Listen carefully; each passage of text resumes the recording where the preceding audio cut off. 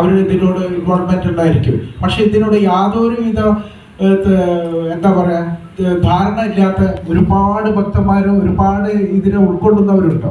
ഇവരൊക്കെ നമ്മൾ കൂട്ടി യോജിപ്പിച്ച് ഇവരൊക്കെ നമ്മൾ ഒരു കുടക്കീഴിൽ കൊണ്ടുവന്ന് അവരുടെ അറിവുകൾ സമ്പാദിക്കാനുള്ള പല മാർഗങ്ങളിലും നമ്മൾ ഉണ്ടാക്കി കൊടുക്കുക. സന്ദേശങ്ങളായിട്ടും പുസ്തകങ്ങളായിട്ടും പ്രഭാഷണങ്ങളിലൂടെ ആയിട്ടും അവരെതിൽ ഉദ്ബോധിപ്പിക്കുക എന്നുള്ളതാണ് എനിക്ക് ഈ അവസരത്തിൽ എനിക്ക് പറയാനുള്ളത്.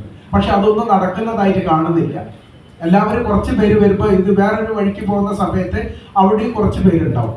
കുറെ പേര് ഇങ്ങനെയല്ല നമ്മൾ വേണ്ടത്. നമ്മൾ മാക്സിമം നമ്മൾ വളർന്നു വരുന്ന കുട്ടികളെ, ഞാൻ എല്ലാ സ്ഥലത്തും പറയാറുണ്ട്, വളർന്നു വരുന്ന കുട്ടികളിലെ നമ്മൾ ഇതിനൊരു അവബോധം ഉണ്ടാക്കിയെടുക്കുക.